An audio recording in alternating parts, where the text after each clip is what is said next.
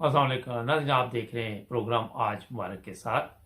हमारे चैनल को सब्सक्राइब करें। कुछ दिन पहले एक शज़ान पे जनाब PIA में बड़ा उन्होंने वहाँ शोर मचाया और लोगों को डिस्टर्ब भी किया। इस पे वैसे तो मैं प्रोग्राम कर चुका हूँ, मगर सोशल मीडिया से एक ख़तून है, उनकी आवाज़ में भी आपको सुनाते हैं। फिर हसन नसार ने मुसलमानों के बारे में क्या कहा। फिर एंड पे मैं कोशिश करूँगा कि जमात अहमदिया के जो चौथे खलीफा थे हज़रत मिर्ज़ा ताहिर अहमद साहब, उनका एक मुझे वीडियो मिला है, मैं कोशिश करूँगा वो ऑडियो आपको सुनाऊँ ताकि देखते हैं कि हालात आज वाकई दुनिया के उसी तरफ जा रहे हैं जिस तरह उन्होंने फरमाया था। पहले ये सुनते हैं जी।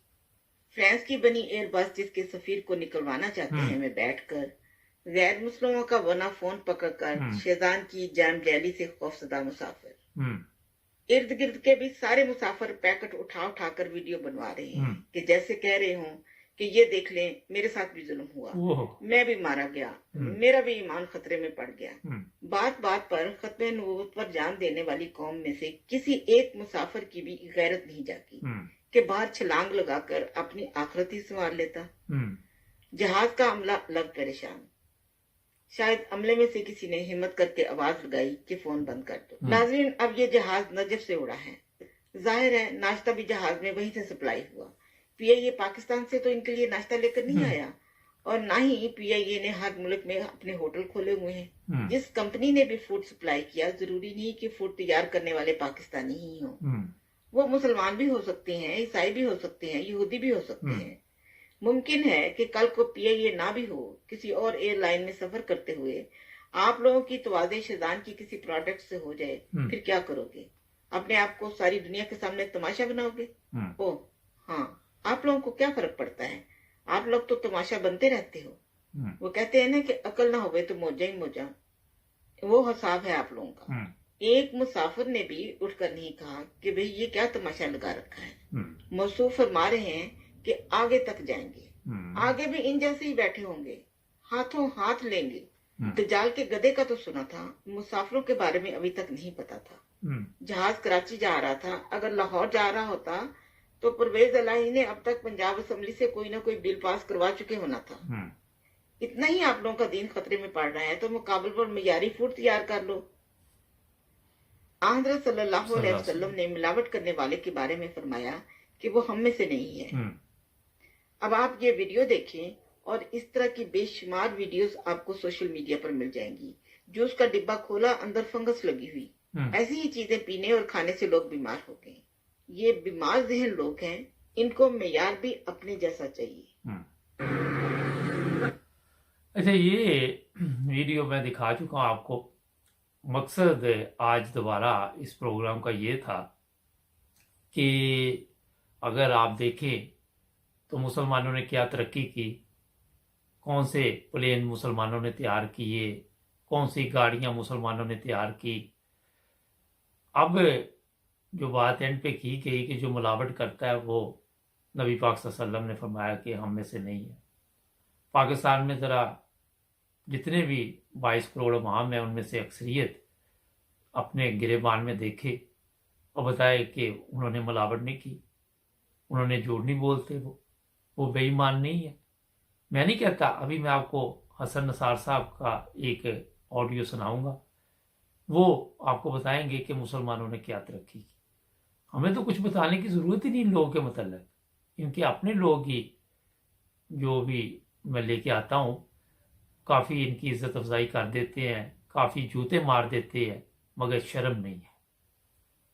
जिस तरह अभी बताया गया कि शर्म होती तो वो छलांग लगा देते, ईमान खतरे में था। ईमान से बढ़ के कौन सी चीज़ इनके लिए? पहले बंदा इनसे पूछे कि आपका ईमान है क्या, कौन से ईमान की आप बातें कर रहे हैं?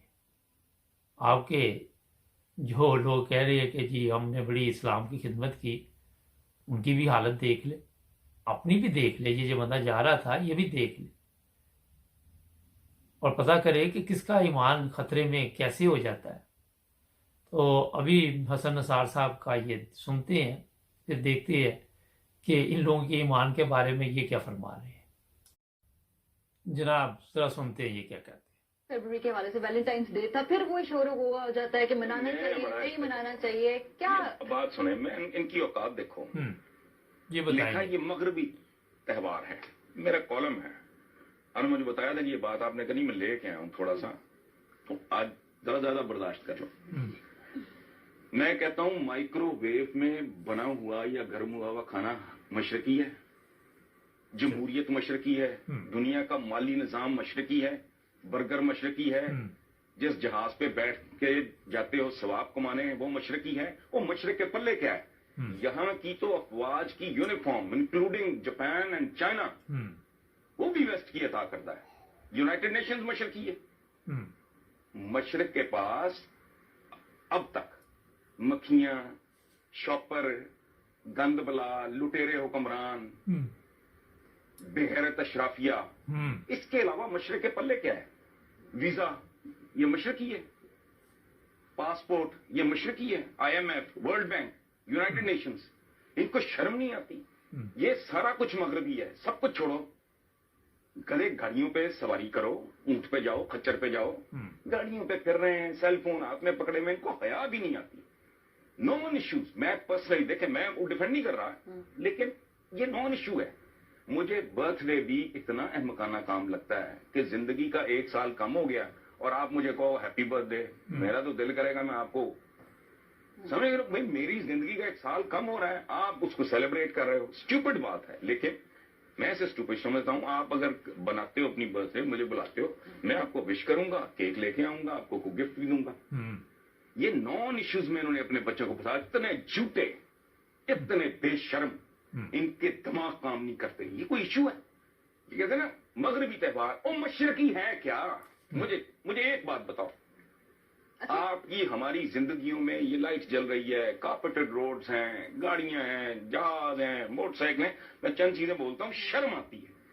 فلش سسٹم لے لو، یہ ٹرین لے لو، کمبائن ہارویسٹر، انجیکشن، سلائی machine, toilet paper, post card, ambulance, fire brigade, motor cycle. اچھا، تمہارے بچوں کے جو پسندیدہ ترین کارٹون کیریکٹرز ہیں، یہ مکی ماؤس ٹائپ کیا ہوتے ہیں مجھے تو ان کا پتہ نہیں ہے، نوبیتا، ڈوریمون، یہ کون ہے بھائی؟ تمہارا شیخ چلی تو کب کا دم دبا کے بھاگ گیا ہے، یہ ہے کیا؟ یہ جتنی لائف سیونگ ڈرگز ہیں وہ ساری مغربی ہیں، ٹھیک ہے؟ ٹرانسپلانٹ ہے، ہڈی کے اندر گردے کا ٹرانسپلانٹ ہے، مصنوعی جگر ہے۔ اچھا، میں ایک بڑی دلچسپ بات، ان کو شرم پھر بھی نہیں آئے گی، لیکن یہ سوچیں گے ان کے دماغوں کو زنگ ہیں، جالے ہیں۔ اگر گورے نے، اگر مغرب نے پولٹری نہ ایجاد کی ہوتی تو ہم لوگ اپنے بچوں کو چڑیا گھر لے جا کے دکھاتے کہ بیٹا یہ مرغی ہے، کبھی تمہارے باپ دادا کھایا کرتے تھے۔ ان کو شرم نہیں آتی؟ فش فارمنگ، یہ جو اسے کیا کہتے ہیں، میری دونوں مت مار دی انہوں نے، وہ جو بوسٹ کرتی ہے کہ جو جہاں سے 10 ایکڑ اناج تھا آج وہ 70 یا 80 ایکڑ پہ اگر چلا گیا ہے، یہ ٹیکنالوجی کی وجہ سے، یہ سارے کس کے کمالات ہیں؟ جو کپڑے پہنے ہوئے ہیں، ان کو شرم نہیں آتی؟ آج چرخا کاٹ کے آپ 19 کروڑ کا بدن نہیں ڈھانپ سکتے۔ یہ ٹویوٹا اور سوزر، یہ جو مشین بنی تھی نا پہلی پاور لوم، یہ بھی مغربی ہے۔ اوہ مشرقی ہے کیا؟ تھپڑ مارا تھا ساحر لدھیانوی نے پاکستان بننے سے پہلے، ثنا خان تقدیس مشرق کہاں ہے؟ لاؤ ان کو، شرم دلاؤ ان کو، جو تہوار ہے بچے اگر خوش ہو رہے ہوں نا۔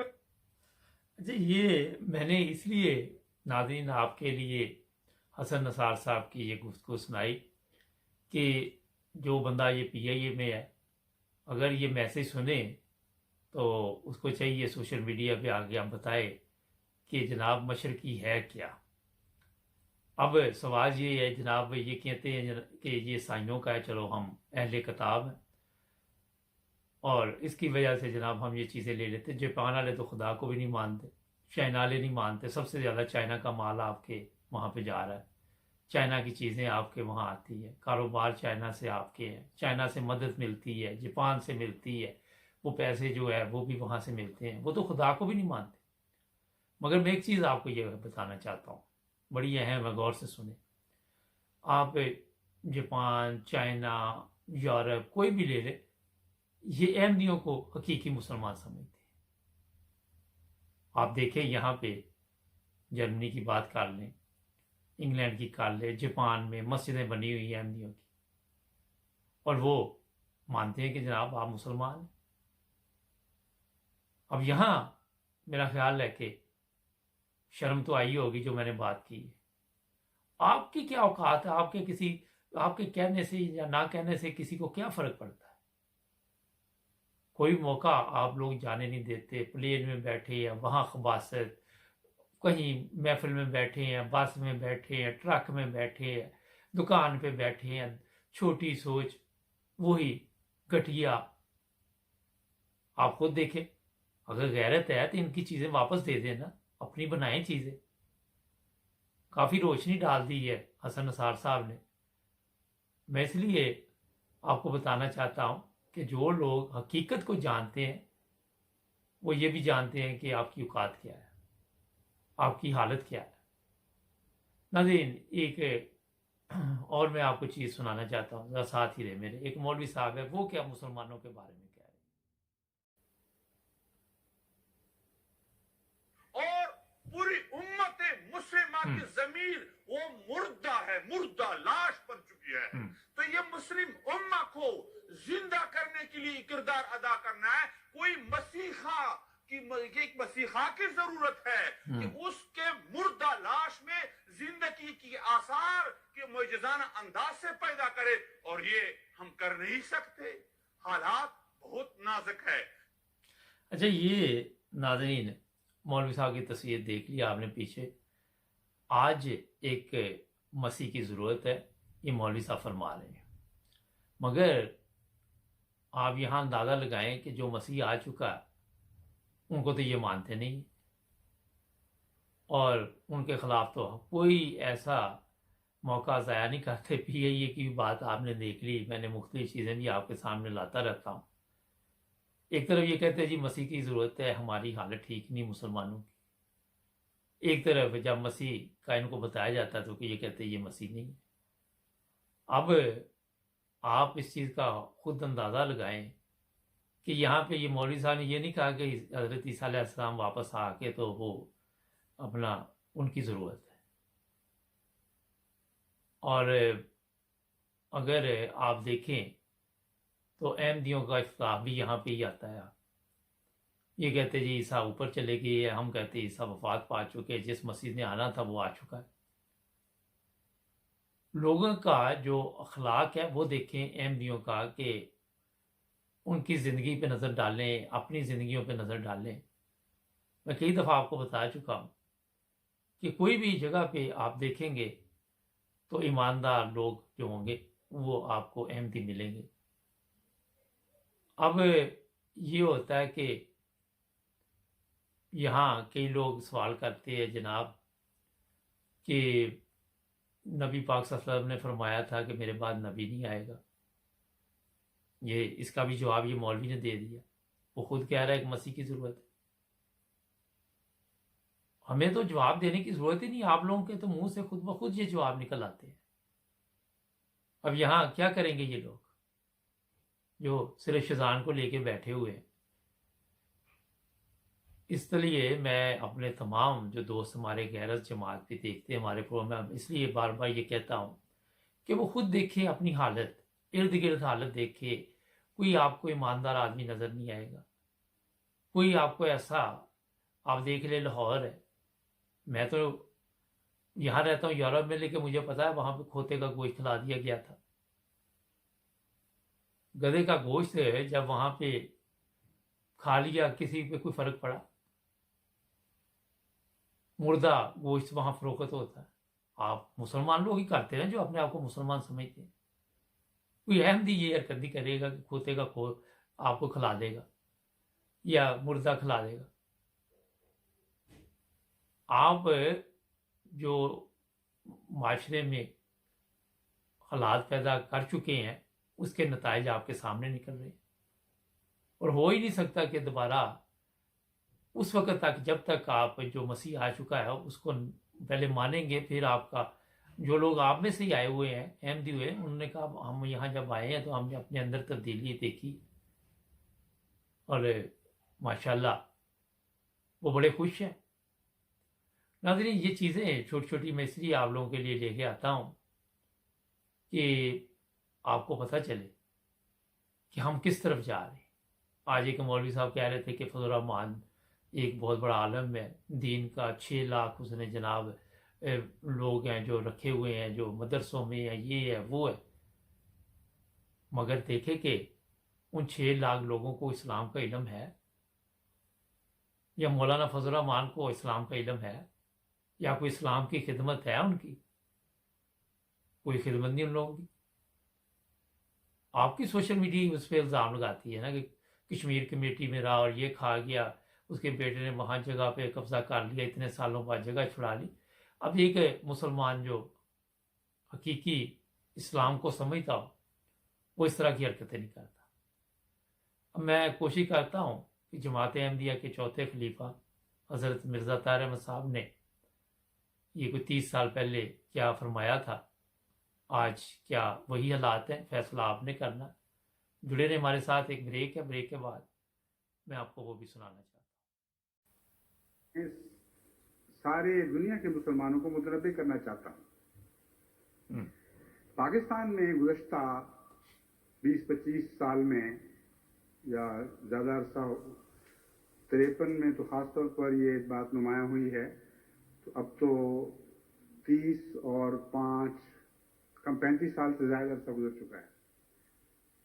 53 से शुरू होकर या 52 से शुरू होकर कहना चाहिए, जब वो तहरीक नुमायाँ होकर सामने आई है, जिसके ज़रिए जमात अहमदिया को तरह तरह के इल्ज़ामात का निशाना बनाया गया और बिलाखिर कोशिश की गई कि जमात अहमदिया को इस्लाम से खारिज कर दिया जाए।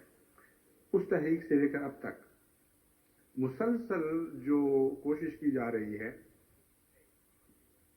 उसके नतीजे में एक बात ज़्यादा वाज़ेह और नुमायाँ होती चली जा रही है कि मुतशद्दिद उलमा बावजूद इसके कि एक दूसरे से शदीद नफरत रखते हैं और एक दूसरे से बुनियादी बातों में इख्तलाफ करते हैं, इस बात में एका कर चुके हैं कि हम शरीयत के नाम पर इस मुल्क में हुकूमत करें।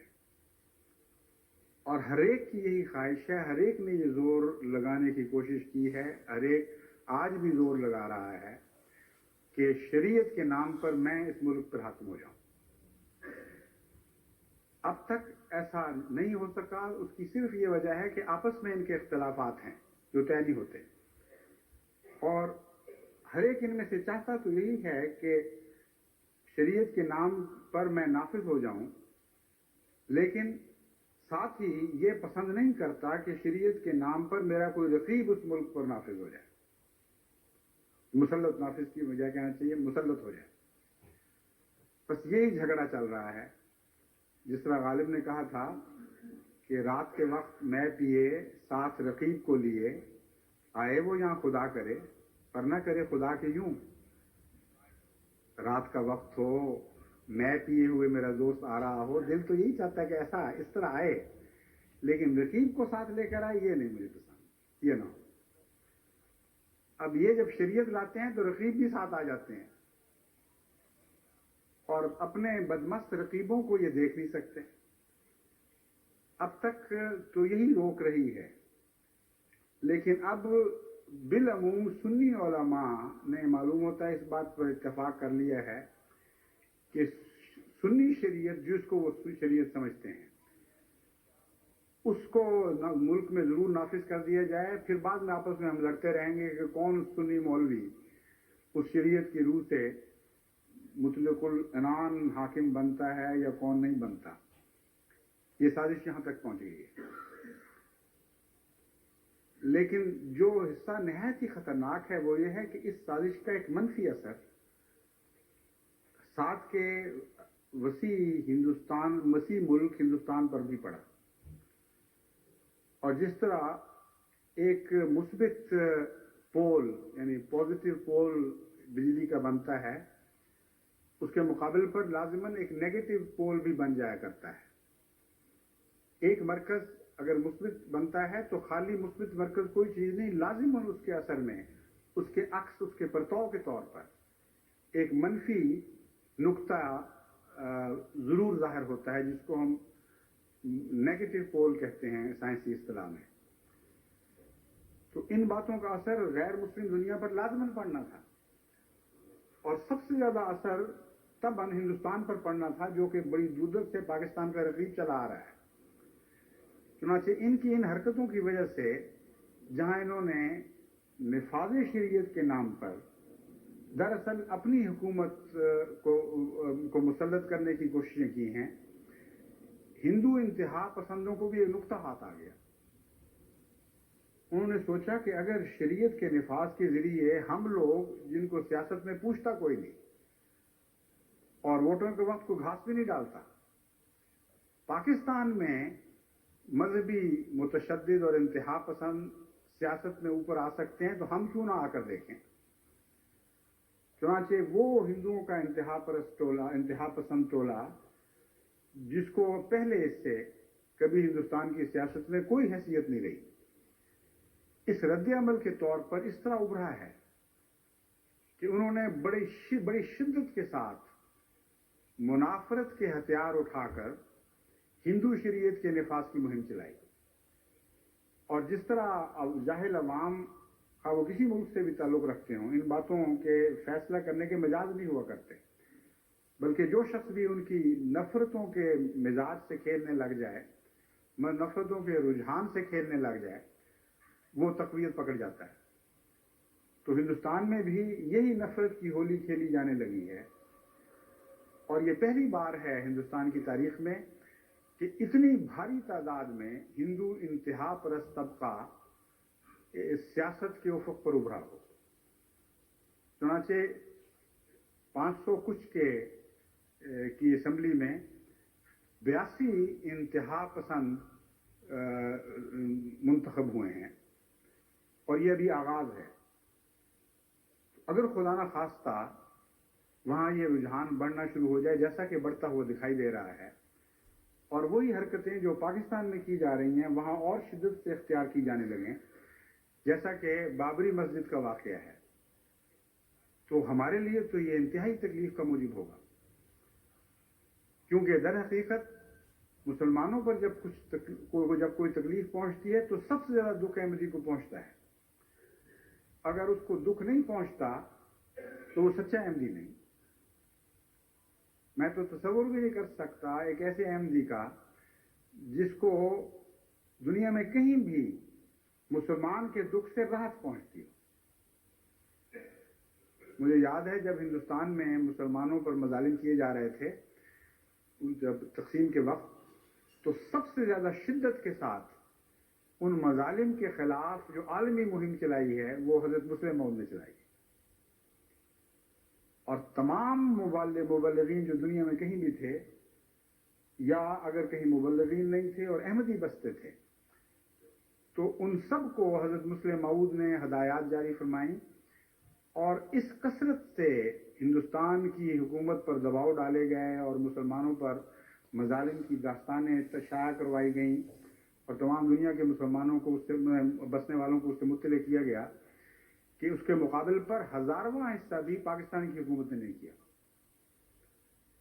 इसलिए मैं आपको ये तारीख याद दिला रहा हूं, और खुसूसियत से इस सारे पस मंजर में ये आपको मुतवज्जे करना चाहता हूं कि इन बातों के नतीजे में, इन जुल्मों के नतीजों में जो आप पर होते रहे, आप अपने दिल को टेढ़ा ना होने दें, अपने दिल को गलत तौर पर इंतकाम परस्त न बनाएं,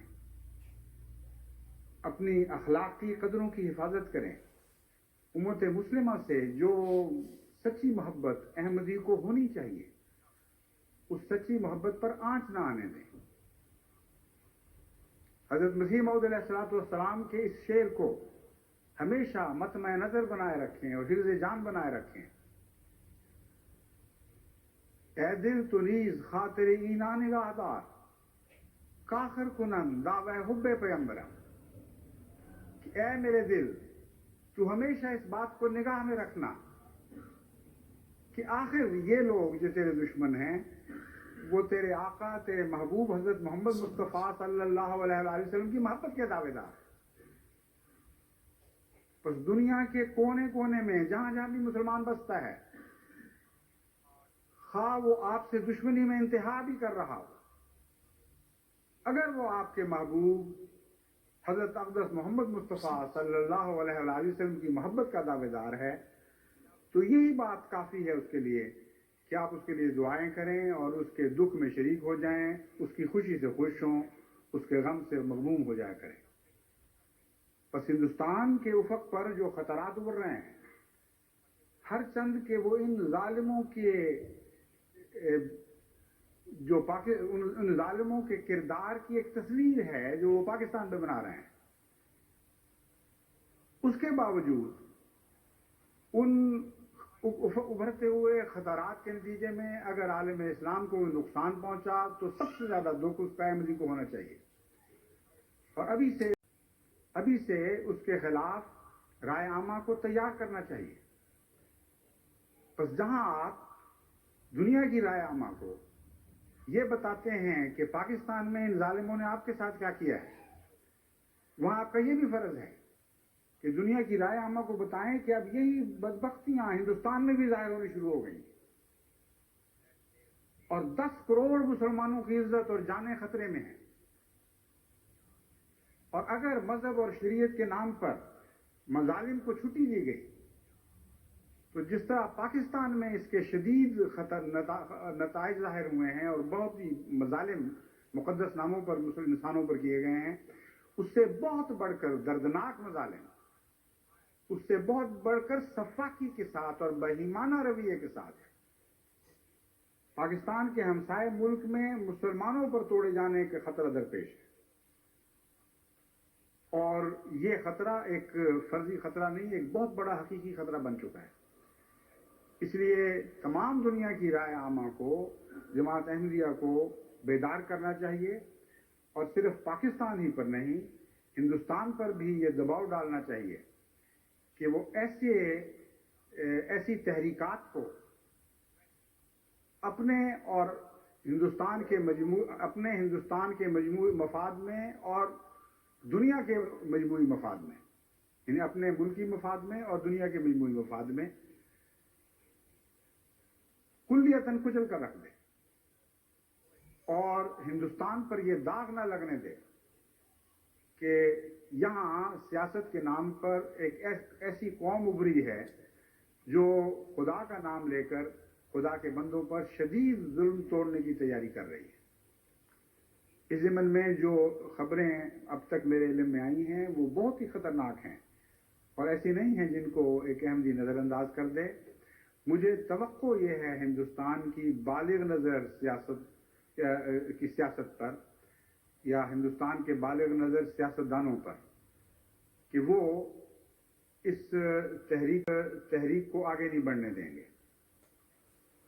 مجھے توقع ہے کہ وہ پاکستان کی گزشتہ تاریخ سے سبق حاصل کریں گے اور پوری طرح اس بات پر زور لگائیں گے، اس بات پر متفق ہو جائیں گے کہ ہندو شریعت کے نام پر جو مسلمانوں پر ظلم توڑنے کی تحریک یا سازش جنم لے رہی ہے اس کو آگے نہ بڑھنے دیں۔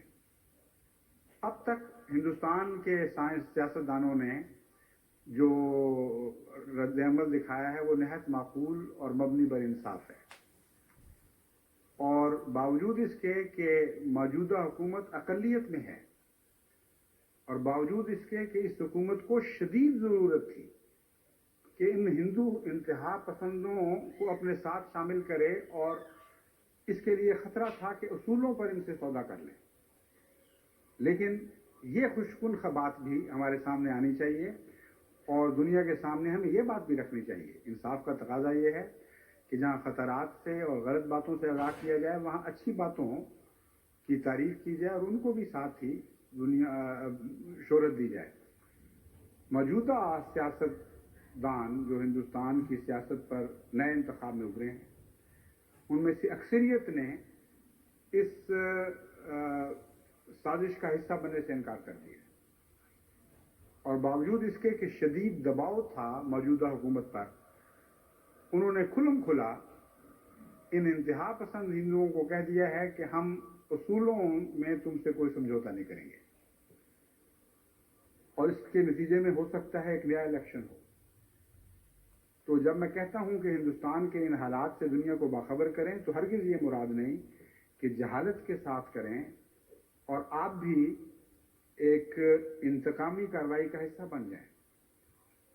میرا مطلب ہے ان حالات کو دنیا کے سامنے صداقت کے ساتھ رکھیں، کھول کر صاف صاف بیان کریں، ان کو بتائیں کہ خدا کے فضل کے ساتھ سرے دست ہندوستان کی سیاست میں یہ بالغ نظری موجود ہے، یہ شرافت موجود ہے کہ انہوں نے باوجود شدید دباؤ کے ان انتہا پسندوں کے ساتھ کوئی اصولوں پر سمجھوتا نہیں کیا.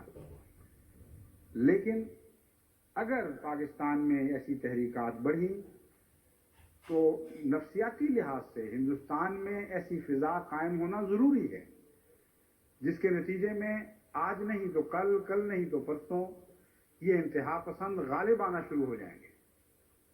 اور اگر یہ اتنا غالب آ گئے اور اگر خدا نہ خواستہ اس وقت تک کوئی بددیانت یا ضمیر فروش سیاستدان خائن سے تعلق نہ بھی رکھتے ہوں وہ سیاست میں ابھرے اور اپنی حکومت کی خاطر ان سے سمجھوتوں پر آمادہ ہو گئے تو پھر ہندوستان میں نہایت خطرناک حالات ظاہر ہوں گے. 10 یا 11 یا 12 مسجدوں کے منظم ہونے کا سوال نہیں رہے گا. پھر خطرہ ہے کہ لاکھوں کروڑوں مسجدیں منظم کی جائیں. پھر 2 یا 4 یا 100 کو زبردستی مرتد بنانے کا سوال نہیں رہے گا. پھر کروڑوں کی تعداد میں وہاں مسلمانوں کو مرتد بنایا جائے گا. گلی گلی میں، قصبے قصبے میں، شہر شہر میں، صوبے صوبے میں مسلمانوں کے خون سے ہولی کھیلی جائے گی. یہ وہ خطرات ہیں جو نہایت خطرناک صورت میں ہندوستان کے افق پر مجھے ابھرتے ہوئے دکھائی دے رہے ہیں. ان کو جیسا کہ میں نے بیان کیا ہے صداقت پر قائم رکھتے ہوئے، انتقامی جذبات سے پاک ہو کر صاف صورت میں نکھار کر دنیا کے سامنے پیش کریں اور رائے عامہ کو اس کے خلاف آمادہ کریں. اور ہندوستان کے احمدیوں کا فرض ہے کہ وہ سمجھدار سیاستدان سے رابطے پیدا کر کے ان کو وہاں اپنے ملک میں ان باتوں سے آگاہ کریں. غالباً وہ آگاہ ہیں لیکن مزید وضاحت کے ساتھ بتائیں کہ آج تمہارے ملک کی وفا کا تقاضا یہ ہے کہ تم انتہا پسندوں کو یہاں ابھرنے دو. اللہ تعالیٰ ہمیں توفیق عطا فرمائے کہ اسلام کے خلاف جہاں بھی دنیا میں جہاں بھی وہ خطرہ درپیش ہو اس کے دفاع میں ہم ہمیشہ سب سے اول صف میں، سب سے زیادہ نمایاں، سب سے زیادہ خلوص کے ساتھ ہمیشہ سینہ سفر رہے ہیں. ناظرین یہ دیکھیں گے زبردست ایک جو 30 سال پہلے کی تقریر تھی وہ میں نے اس لیے آپ کو سنائی کہ آج پاکستان کی اگر آپ حالت دیکھیں 30 سال بعد تو یہ سڑکوں پہ کیا ہوا، کیا ہو رہا ہے. انتہا پسند جو لوگ ہیں وہ سڑکوں پہ آ کے لوگوں کی زندگیاں جس طرح ختم بھی کر رہے ہیں، تکلیف بھی دے رہے ہیں، ان کی پراپرٹی کو آگ بھی لگا رہے ہیں. اگر ہندوستان کی بات کر لیں آئے دن سوشل میڈیا پہ ایسی ویڈیو بھی نظر آتی ہیں جہاں پہ ظلم کیا جاتا ہے اور ان کو کہا جاتا ہے آپ مسلمان ہیں، کسی کی داڑھی دیکھ لیتے ہیں اس کے ساتھ ظلم شروع ہو جاتا ہے. کہاں سے یہ باتیں نکلی یہ ساری آپ نے سن لی. اور جو اصل بات ہے وہ دیکھیں کہ یہ تو لوگ ہمارے لیے مشکلات پیدا کرتے ہیں پاکستان میں، مگر پھر بھی ان لوگوں کے لیے دعا کا کہا گیا. کل میں نے جو موجودہ خلیفہ ان کا بھی ایک پروگرام میں نے اپنے پروگرام میں شامل کیا تھا، انہوں نے بھی دعا کا کہا. جو یہ ہے ان سے پہلے خلیفۃ المسیح جو چوتھے تھے انہوں نے بھی دعا کا کہا. یہ ہے حقیقی اسلام. ظلم بھی ہوتا ہے، تکلیف بھی ہوتی ہے، مگر پھر دعا کا کہا جا رہا ہے. اور یہ نہیں کہ پاکستان کے مسلمانوں کو، پوری دنیا کے مسلمانوں کے لیے. تو اس کے ساتھ تھوڑا سا بتا دیں کہ جرمنی میں ہیمبرگ وغیرہ میں شدید تیز اس وقت یہ ہوا کا زور ہے، صبح سے چل رہا ہے. اور علی صاحب بڑے اچھے پروگرام کر رہے ہیں، حالات حاضرہ وہ بتا دیتے ہیں آپ کو کیا دنیا میں چل رہا ہے، جرمنی میں، یورپ میں کیا حالات چل رہے ہیں. ہمارے پروگرام، ہماری کوشش ہوتی ہے کہ اچھے سے اچھے آپ کے لیے لے کے آئے. انہیں سبسکرائب کریں اور فیس بک پر بھی ہمیں فالو کریں. ملیں گے کل نئے پروگرام میں. اپنا خیال رکھیں، جڑے رہیں 9 ٹی وی کے ساتھ. اللہ حافظ.